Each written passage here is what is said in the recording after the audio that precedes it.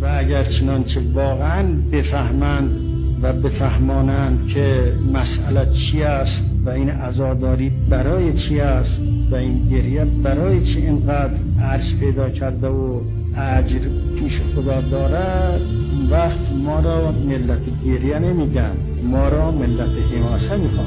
اگر بفهمند اینها که حضرت سجاد سلام الله علیه که همه چیزش را در کربلا از دست داد و در یک حکومتی بود که قدرت بر همه چیز داشت، این ادعیه‌ای که از این واقع مونده است چه کرده است و چطور میتواند تجهیز بکند، به ما نمیگفتند که ادعیه برای چی.